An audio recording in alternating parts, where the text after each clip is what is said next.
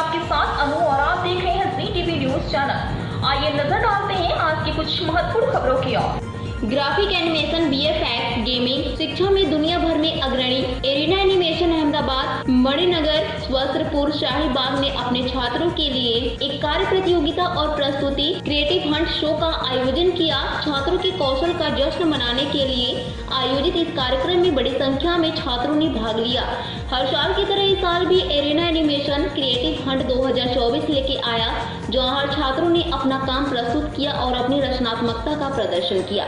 22 और 23 जून को आयोजित इस प्रतियोगिता में 150 से अधिक विद्यार्थियों ने भाग लिया। उनकी ग्राफिक एनिमेशन, बीएफएक्स, गेमिंग शिक्षा के दौरान बनाए गए कार्यों को उनके माता पिता, दोस्तों और उद्योग विशेषज्ञों के साथ साथ उनके लोगों को भी प्रदर्शित किया गया, जो इस उद्योग में अपना भविष्य बनाना चाहते हैं। प्रत्येक आगंतुक द्वारा छात्रों के काम को वोट दिया गया। इसके अलावा कुछ रचनात्मक विद्यार्थियों को विशेषज्ञों द्वारा जॉब प्लेसमेंट भी दिया गया। पेश अहमदाबाद से नीता लिंबाचिया की खास रिपोर्ट।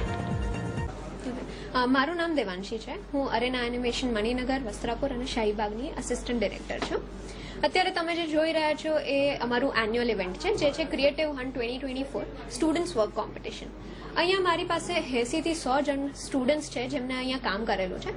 અહીંયા 9 ડિફરન્ટ કેટેગરીઝ છે, જેમાં graphic design, sketching, animation, VFX, 3D game assets એવા અલગ અલગ કેટેગરીઝમાં સ્ટુડન્ટ્સ એમના વર્ક બતાવી રહ્યા છે। એ પ્રેઝન્ટેશનથી એમને બેનિફિટ મળે છે કે એમને એક્સપિરિયન્સ મળે છે કે કામ કેવી રીતે બતાવવું જોઈએ, અને એમની માટે પણ છે કે જેમને આ ફિલ્ડમાં બહુ જ ઇન્ટરેસ્ટ હોય, શું હોય, કેવી રીતે આ ફિલ્ડમાં પ્રોફેશન બનાવી શકાય છે, કરિયર બનાવી શકાય છે, એ લોકોને અગર એ જાણવા માંગતું હોય તો એ 100 અહીંયા આવીને જોઈ શકે છે કે કેવી કેટેગરી, કેવી ફિલ્ડમાં મીડિયા એન્ડ એન્ટરટેનમેન્ટ ઇન્ડસ્ટ્રીમાં શું થતું હોય છે।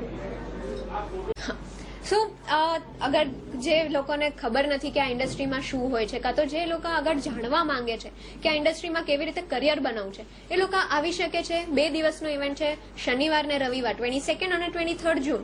આ 2 દિવસમાં આ બધા ઓપન ફોર એવરીવન છે। આવો, જોવો, વોટ કરો, અને એનાથી સ્ટુડન્ટ્સને રેકગ્નિશન પણ મળશે અને અવોર્ડ્સ પણ મળશે।